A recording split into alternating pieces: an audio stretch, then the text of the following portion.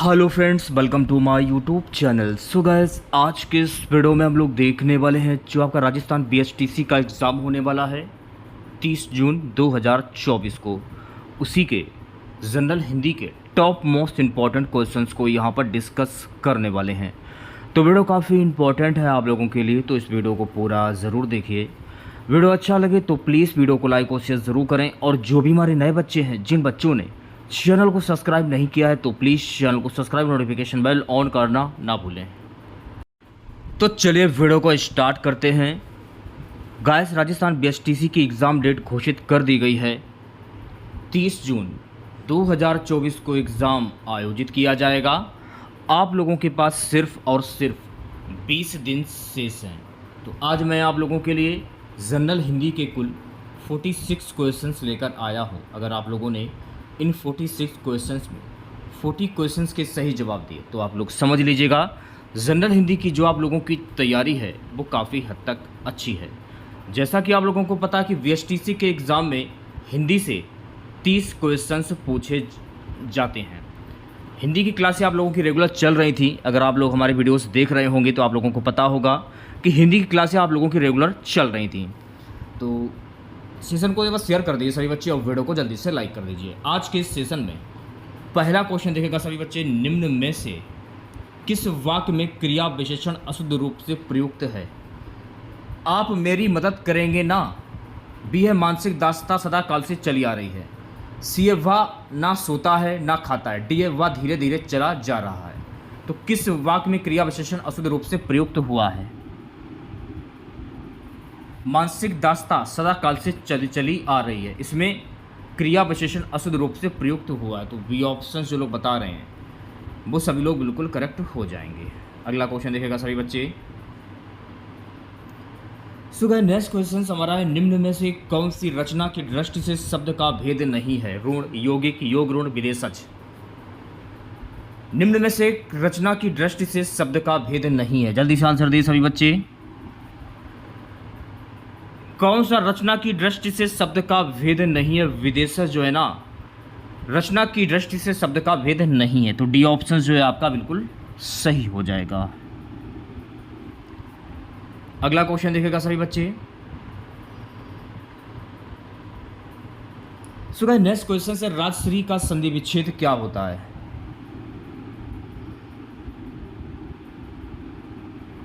राजश्री का संधि विच्छेद क्या होगा? जल्दी से आंसर दिए सभी बच्चे।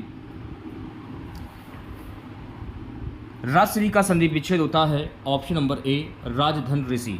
मान लीजिए अगर पेपर में पूछ लिया जाए कि राजश्री में प्रयुक्त संधि कौन सी होगी, संधि का नाम क्या होगा? अब देखिए, ध्यानपूर्वक मेरी बात को सुनिएगा, ठीक है। इसको तो मान लिया जाएगा छोटा, और इसको मान लिया जाएगा री से ऋषि। तो छोटा प्लस री से ऋषि, ये क्या बन जाएगा? ये बन जाएगा अर बन जाएगा, ठीक है। अर अल। तो यहाँ पर कौन सी संधि हो जाएगी? यहाँ पर हो जाएगी गुण संधि। तो ये भी आपको ध्यान में रखना है। चलिए बढ़ते हैं नेक्स्ट क्वेश्चन की ओर। अगला क्वेश्चन देखेगा सभी बच्चे।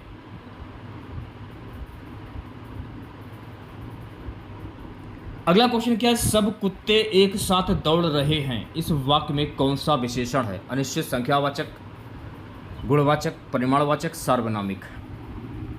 अब मेरी बात को ध्यानपूर्वक सुनिएगा।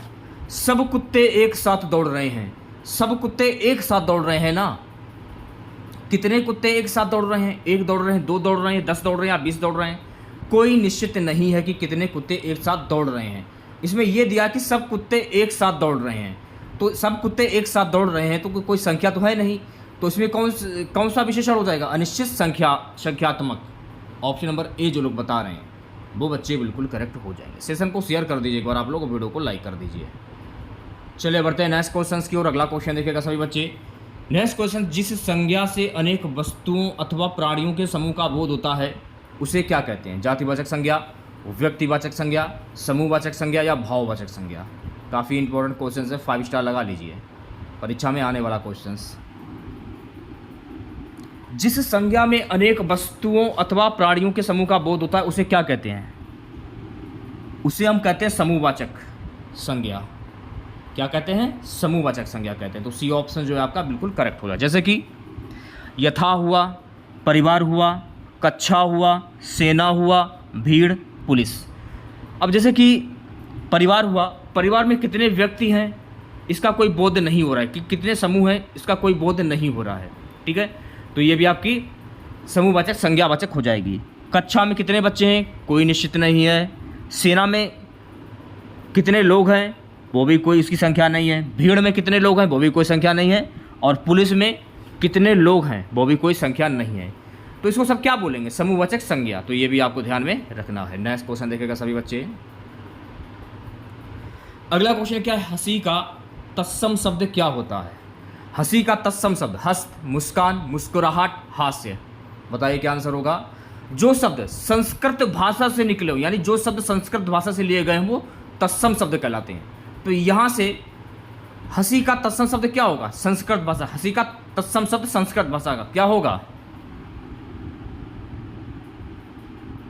ऑप्शन नंबर डी जो लोग बता रहे हैं वो बच्चे बिल्कुल करेक्ट हो जाएंगे, हास्य हो जाएगा। हंसी का तत्सम शब्द क्या हो जाएगा, हास्य हो जाएगा। ये संस्कृत भाषा का शब्द है, ठीक है। अगला क्वेश्चन आपके स्क्रीन पर, अवलोकन में प्रयुक्त उपसर्ग है अप, अब, अभी या आ। अवलोकन में प्रयुक्त उपसर्ग क्या होगा, मैंने आपको कई बार बताया, एक बार नहीं मैंने आपको कई बार बताया कि स्टार्टिंग का जो शब्द होता है वो आपका उपसर्ग होता है और लास्ट वाला जो शब्द होता है वो प्रत्यय होता है। तो अवलोकन, अब देखिए शुरुआत का शब्द अब है, तो आंसर क्या हो जाएगा, अब हो जाएगा। तो बी ऑप्शन जो है आपका बिल्कुल सही हो जाएगा। नेक्स्ट क्वेश्चन देखेगा सभी बच्चे।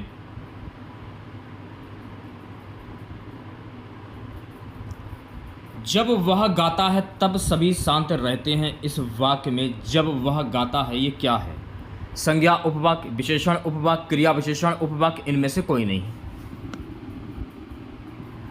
तो इसमें हो जाएगा क्रिया विशेषण उपवाक्य, यानी कि सी ऑप्शन जो है आपका ये बिल्कुल करेक्ट हो जाएगा। अगला क्वेश्चन देखिएगा सभी बच्चे।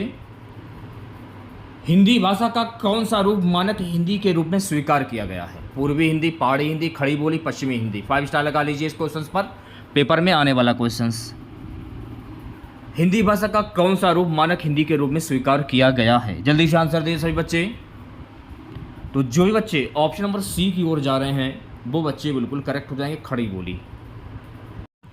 सो गाइस अगला क्वेश्चन क्या है, आलोचना का पर्यायवाची शब्द क्या होता है, सुलोचना, विवाद, समीक्षा या बाध्यता। आलोचना का पर्यायवाची शब्द क्या होता है, तो आलोचना का पर्यायवाची शब्द होता है समीक्षा। क्या होता है, समीक्षा। अगर ऑप्शंस में टीका, टिप्पणी, गुणदोष, छिंद्रविवेचन या युक्ताचीनी, ये तो सभी ये शब्द जो हैं ये आलोचना के पर्यायवाची शब्द हैं। कौन कौन से हैं, टीका, टिप्पणी, गुणदोष और छिंद्रावेषण, ये सभी शब्द आलोचना के पर्यायवाची शब्द हैं, ये आपको ध्यान में रखना है। चलिए बढ़ते हैं नेक्स्ट क्वेश्चन की ओर। अगला क्वेश्चन देखिएगा सभी बच्चे। अतिवृष्टि का विलोम शब्द क्या होता है, अनावृष्टि, अकाल, तूफान, वर्षा। अतिवृष्टि का विलोम शब्द क्या होगा, जल्दी से आंसर दे सभी बच्चे। अतिवृष्टि का विलोम शब्द क्या होता है, अतिवृष्टि का विलोम शब्द होता है अनावृष्टि। काफ़ी इंपॉर्टेंट क्वेश्चन है, 5 स्टार लगा लीजिए इस क्वेश्चन पर। चलिए बढ़ते हैं नेक्स्ट क्वेश्चन की ओर। अगला क्वेश्चन देखेगा सभी बच्चे। अगला क्वेश्चन क्या है कि अनुनय विनय से भी न पसीजना, इनमें से किस मुहावरे का अर्थ है, अटल रहना, जड़ हो जाना, टस से मस ना होना, अहल्या बनना। अनुनय विनय से भी न पसीजना, इनमें से किस मुहावरे का अर्थ है ये आपको बताना है। टस से मस ना होना, तो जो बच्चे सी ऑप्शंस की ओर जा रहे हैं वो बच्चे बिल्कुल करेक्ट हो जाएंगे। सो गाइस अगला क्वेश्चन हमारा है कि प्रत्येक का संधि विच्छेद क्या होगा, जल्दी से आंसर दीजिए सभी बच्चे। इस क्वेश्चन पर 5 स्टार लगा लीजिए, पेपर में आने वाला क्वेश्चन। प्रत्येक का संधि विच्छेद होता है प्रतिधन 1। देखिए इसको तो मान लिया जाएगा छोटी ई और इसको मान लिया जाएगा ए, तो छोटी ई प्लस ए जाकर ये क्या बनेगा, ये बन जाएगा ईया। अगर पेपर में पूछा जाए प्रत्येक में प्रयुक्त संधि क्या होगी, यानी प्रत्येक में संधि का नाम क्या होगा, तो इसमें हो जाएगी यण स्वर संधि। तो ये भी आपको ध्यान में रखना है। सेशन को शेयर कर दीजिए एक बार आप लोग, वीडियो को लाइक कर दीजिए। नेक्स्ट क्वेश्चन, निर उपसर्ग से किस शब्द का निर्माण नहीं हुआ है? निराकरण, निरपराध, निदर्शन, निर्भय। निर उपसर्ग से किस शब्द का निर्माण नहीं हुआ है? निदर्शन। सी ऑप्शन जो लोग बता रहे हैं वो बच्चे बिल्कुल करेक्ट हो जाएंगे। अब देखिए, निराकरण से भी निर उपसर्ग का निर्माण होता है, निरपराध से भी होता है और निर्भय से भी होता है, लेकिन निर्दर्शन से नहीं होता है। नेक्स्ट क्वेश्चन देखेगा, उत्पत्ति की दृष्टि से कौन सा शब्द का भेद नहीं है? तत्सम, तद्भव, देशज या तदित। जल्दी से आंसर दीजिए सभी बच्चे, पेपर में आने वाला क्वेश्चन है, 5 स्टार लगा लीजिए। उत्पत्ति की दृष्टि से कौन सा शब्द का भेद नहीं है? तदित। तदित जो है ना, ये शब्द का भेद नहीं है। डी ऑप्शन जो है आपका करेक्ट हो जाएगा। अगला क्वेश्चन देखिएगा सभी बच्चे, रमेश गिर पड़ा, इस वाक्य में गिर पड़ा क्या है? सकर्मक क्रिया, संयुक्त क्रिया, प्रेरणार्थक क्रिया या सहायक क्रिया? रमेश गिर पड़ा, तो रमेश गिर पड़ा है ना, तो इसमें इसकी जो क्रिया है वो संयुक्त क्रिया हो जाएगी, क्योंकि रमेश गिर पड़ा है तो गिर पड़ा में संयुक्त क्रिया हो जाएगी, क्योंकि रमेश अपनी क्रिया कर रहा है। तो बी ऑप्शन जो लोग बता रहे हैं वो बच्चे बिल्कुल करेक्ट हो जाएंगे। नेक्स्ट क्वेश्चन, आवश्यकता से अधिक धन के त्याग का क्या अर्थ होता है? उपरिग्रह, अपरिग्रह, सपरिग्रह, अपरिग्रह। आवश्यकता से अधिक धन के त्याग का क्या अर्थ होता है? आवश्यकता से अधिक धन के त्याग का अर्थ होता है अपरिग्रह, यानी कि ऑप्शन नंबर वी जो है आपका करेक्ट हो जाएगा। चलिए बढ़ते हैं नेक्स्ट क्वेश्चंस की ओर। अगला क्वेश्चन देखेगा सभी बच्चे। अगला क्वेश्चन हमारा है, आहूत का विलोम शब्द क्या होगा? बंधन, अविश्वास, विराग, अनाहूत। इस क्वेश्चन पर 5 स्टार लगा लीजिए, पेपर में आने वाला क्वेश्चन। आहूत का विलोम शब्द क्या होगा? आहूत का विलोम शब्द होता है अनाहूत। क्या होता है? अनाहूत। तो डी ऑप्शन जो है आपका बिल्कुल सही हो जाएगा। आप लोगों के पास सिर्फ और सिर्फ 20 दिन शेष बचे हुए हैं, जैसे तैयारी कर सकते हैं तैयारी कीजिए। अगला क्वेश्चन क्या है कि पावक शब्द में प्रत्यय है। पावक, अक। मैंने आपको क्या बताया था, स्टार्टिंग का जो शब्द होता है वो आपका उपसर्ग होता है और लास्ट वाला जो शब्द होता है वो आपका प्रत्यय होता है। तो अगर आप इसकी संधि करते हैं तो इसकी संधि क्या होती है? पो, धन, अक। ऐसे भी कर सकते हैं आप लोग। तो इसमें अक कहाँ है? लास्ट वाला शब्द कहाँ है? पो, धन, अक।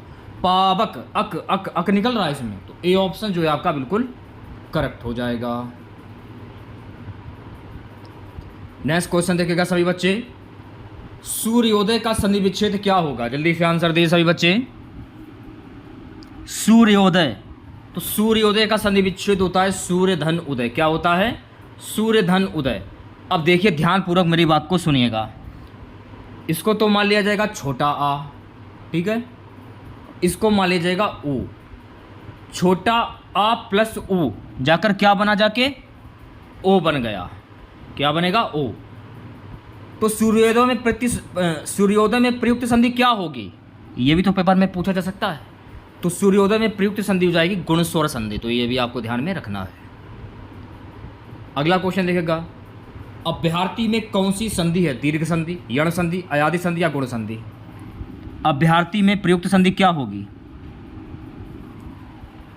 अब देखिए, जब आप इसकी संधि करेंगे तो इसकी संधि क्या होगी? अभिधन अर्थी, ठीक है, अभिधन अर्थी, ये इसकी संधि हो जाएगी। और जब आप इसे तोड़ेंगे, इसको तो मान लिया जाएगा छोटी ई और इसको मान लिया जाएगा छोटा आ। तो छोटी ई प्लस छोटा आ जाकर क्या बना? जाके तो ये बन जाएगा या। तो इसमें संधि कौन सी हो जाएगी? यण संधि। तो बी ऑप्शन जो है आपका करेक्ट हो जाएगा। आशा करता है क्लास आप लोगों को पसंद आ रही होगी। नेक्स्ट क्वेश्चन देखेगा सभी बच्चे, इनमें से कौन सा शब्द शुद्ध वर्तनी वाला है? यहां पर देखिए आपको शुद्ध वर्तनी की पहचान करनी है। जल्दी से आंसर दीजिए सभी बच्चे। तो ए ऑप्शन जो है आपका बिल्कुल करेक्ट हो जाएगा। पारगम्य, ये इसकी शुद्ध वर्तनी हो जाएगी। ए ऑप्शन करेक्ट हो जाएगा। चलिए बढ़ते हैं नेक्स्ट क्वेश्चन की ओर। निम्नलिखित प्रत्येक वाक्य के नीचे 4 विकल्प दिए गए हैं। उनमें कोई एक विकल्प उक्त वाक्य का शुद्ध रूप है, उसका चयन कीजिए। इस लड़की ने दही गिरा दी, ये तो होगा नहीं कि इस लड़की ने दही गिरा दी, या ये हो सकता है कि इस लड़की ने दही गिरा दिया। तो क्या होगा शुद्ध वाक्य, ये आपको बताना है। इस लड़की ने दही गिरा दिया, ए ऑप्शन जो है आपका करेक्ट हो जाएगा। अगला क्वेश्चन देखिएगा, आंसू से आंचल भीग गई, इसका शुद्ध वाक्य क्या होगा? आंसू से आंचल भीग गया, आंसू से आंचल भीग गया ये होगा, या आंसू से आंचल भीग गई? आंसुओं से आंचल भीग गया ये होगा, आंसुओं से आंचल भीग गया। ऑप्शन नंबर ए जो है आपका करेक्ट हो जाएगा। चलिए बढ़ते हैं नेक्स्ट क्वेश्चन की ओर। सो गाइस नेक्स्ट क्वेश्चन हमारा है कि भविष्य में होने वाला के लिए एक शब्द क्या होता है। ये क्वेश्चन काफ़ी इंपॉर्टेंट है, एक बार आप लोग देख लीजिएगा। भविष्य में होने वाला के लिए एक शब्द क्या होता है? भावी, यानी कि ए ऑप्शन जो है आपका बिल्कुल करेक्ट हो जाएगा।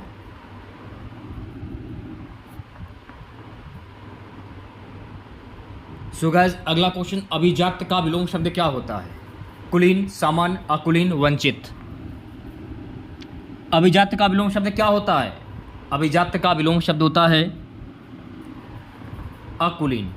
वैसे तो अगर देखा जाए अकुलीन जो है ना, ये कुलीन का विलोम, कुजात का विलोम शब्द होता है। अगर कुजात दिया तो आप उस पर भी टिक कर सकते हैं, वैसे तो अभिजात का विलोम शब्द अकुलीन हो जाएगा। ठीक है, अगला क्वेश्चन देखिएगा सभी बच्चे। नेक्स्ट क्वेश्चन है, निम्नलिखित में से कौन गणेश शब्द का पर्यायवाची नहीं है? गोविंद जो है ना, ये गणेश का पर्यायवाची शब्द नहीं है। विघ्नेश हुआ, गजानन हुआ, विनायक हुआ, ये गणेश के पर्यायवाची शब्द हो जाएंगे। गोविंद जो है ना, ये गणेश का पर्यायवाची शब्द नहीं होगा।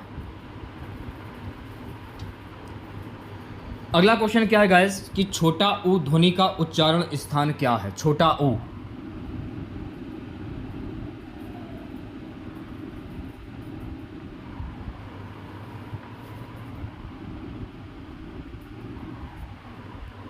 वैसे आप इस क्वेश्चंस को अगर देखेंगे तो क्वेश्चंस जो है ये बिल्कुल गलत है। देखिए मैं आपको बता देना चाहता हूँ, छोटा ऊ हुआ, बड़ा ऊ हुआ और पा हुआ, तो ये जो हैं होस्ट से बोले जाते हैं, ओंठ, ओंठों से। ऊ, बड़ा ऊ और फा, ये होठ से बोले जाते हैं, ये आपको ध्यान रखना है। कंठ से क्या बोले जाते हैं? कंठ से का हुआ, खा हुआ, गा हुआ और घा हुआ। का, खा, गा, घा, घा। तालु से चा, छा, जा और झा। चा, छा, जा, झा, जा, या, और या में और कर लीजिए, या से यज्ञ, ये तालु से बोले जाते हैं।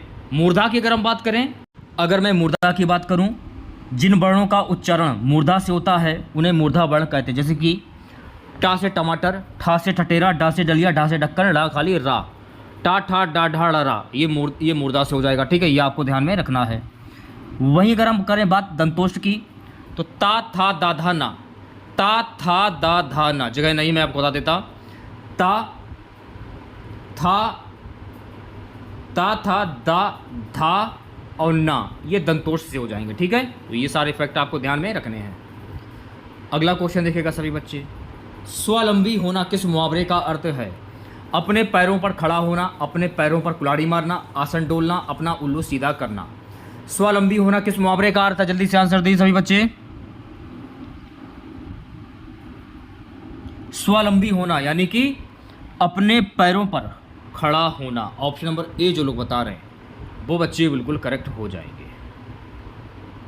अगला क्वेश्चन देखिएगा, कुश की नोक से तीखी बुद्धि को क्या कहते हैं? कुश की नोक से तीखी बुद्धि को क्या कहते हैं? विद्वान, कुशा, कुशाग्र बुद्धि या मंद बुद्धि। कुश की सीधी बुद्धि को क्या कहा जाता है? इसे कहा जाता है ऑप्शन नंबर सी, यानी कि कुशाग्र बुद्धि कहा जाता है। सी ऑप्शन जो है आपका करेक्ट हो जाएगा। सो गाइस अगला क्वेश्चन क्या है कि माता पिता में कौन सा समास है? मैंने आपको एक बार नहीं कई बार बताया, जहाँ पर बीच में योजक चिन्ह दिया हो वहाँ पर होता है आपका द्वंद्व समास, यानी कि वी ऑप्शन जो है आपका करेक्ट हो जाएगा। अगला क्वेश्चन क्या है कि साकार का विपरीत अर्थक शब्द क्या होता है? आकार, निराकार, प्रकार या विकार। या तो आप ये भी बोल सकते हैं कि इसका विलोम शब्द क्या होगा।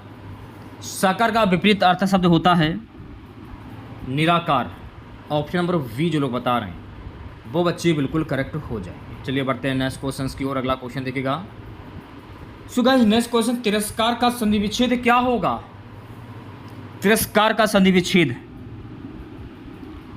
तिरधनकार। ऑप्शन नंबर वी जो लोग बता रहे हैं वो बच्चे बिल्कुल करेक्ट हो जाएंगे। अगर पूछ लिया जाए तिरस्कार में प्रयुक्त संधि कौन सी होगी, तो यहां पर हो जाएगी विसर्ग संधि। तो ये भी आपको ध्यान में रखना है। सो गाइस अगला क्वेश्चन, विशिष्ट का विपरीत अर्थक शब्द यानी इसका विलोम शब्द क्या होगा? अति विशिष्ट, सामान्य, असाधारण या असामान्य? विशिष्ट का विलोम शब्द क्या होता है? तो विशिष्ट का विलोम शब्द होता है सामान्य। अगर ऑप्शन में साधारण दिया जाए तो आप उस पर भी टिक कर सकते हैं। रुपया पैसा में समास बताइए। मैंने आपको जस्ट अभी बताया, जहां पर योजक चिन्ह होता है वहां पर होता है आपका द्वंद्व समास, यानी कि बी ऑप्शन जो है आपका बिल्कुल करेक्ट हो जाएगा। सो गाइस अगला क्वेश्चन है कि तैराक में कौन सा प्रत्यय है? तैराक यानी कि लास्ट वाला शब्द, तैराक, आँख, आँख, तो तैराक में कौन सा प्रत्यय हो जाएगा? आँख प्रत्यय हो जाएगा, यानी कि वी ऑप्शन जो है आपका बिल्कुल सही हो जाएगा। मैंने आपको कई बार बताया स्टार्टिंग का शब्द उपसर्ग और लास्ट वाला शब्द जो है वो प्रत्यय हो जाएगा। सो गाइस अगला क्वेश्चन क्या है? निष्फल किस प्रकार की संधि है? स्वर संधि, व्यंजन संधि, विसर्ग संधि या गुण स्वर संधि? तो निष्फल की संधि क्या होती है? नी धन फल। अब पूछा क्या जा रहा है इसमें कौन सी संधि होगी, तो उसमें हो जाएगी विसर्ग संधि। कब क्यों होगी? ये जो निशान देख रहे हैं तोड़ने से ही पता चल रहा है कि इसमें विसर्ग संधि हो जाएगी। तो सी ऑप्शन जो है आपका करेक्ट हो जाएगा। नेक्स्ट क्वेश्चन देखेगा। व्यर्थ का सही संधि विच्छेद क्या होता है भाई? व्यर्थ का संधि विच्छेद क्या होता है? तो व्यर्थ का सही संधि विच्छेद होता है वी धन अर्थ। इसको तो मान लिया जाएगा छोटी ई और इसको मान लिया जाएगा छोटा आ। तो छोटी ई प्लस छोटा आ ये क्या बन जाएगा? या से यज्ञ बन जाएगा। और यहाँ पर कौन संधि होगी? व्यर्थ में यण स्वर संधि। तो ये भी आपको ध्यान में रखना है। सो गाइस अगला क्वेश्चन, हिंदी की कितनी उपभाषाएं हैं? 3, 4, 5 या 6? हिंदी की कुल कितनी उपभाषाएं? तो हिंदी की कुल 5 उपभाषाएं हैं। सी ऑप्शन जो है आपका ये बिल्कुल करेक्ट हो जाएगा। शुद्ध आत्मा का मनुष्य कहलाता है पवित्र, दार्शनिक, क्रात्मा, शुद्धोधन। शुद्ध आत्मा का मनुष्य क्या कहलाता है? शुद्धोधन कहलाता है। तो डी ऑप्शन जो है आपका ये सही हो जाएगा। नेक्स्ट क्वेश्चन देखेगा सभी बच्चे। गायक का सही संधि विच्छेद क्या होता है भाई? गायक का सही संधि विच्छेद क्या होता है? गए धन अक। क्या होता है? गए धन अक।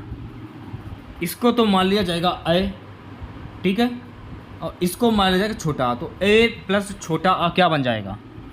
आय बन जाएगा। और अगर पेपर में पूछ लिया जाए गायक में प्रयुक्त संधि क्या होगी? अयादि स्वर संधि। तो ये भी आपको ध्यान में रखना है। So guys next question, Nilambar में कौन सा समास है? द्विगु, बहुप्रिय, कर्मधार, अव्ययभाव। नीलांबर में कौन सा समास होगा? जल्दी से आंसर दिए सभी बच्चे। अच्छा, अगर आप नीलांबर का समास विग्रह करेंगे तो इसका समास विग्रह होता है नीला है अंबर जो। तो यहाँ पर कौन सा समास हो जाएगा?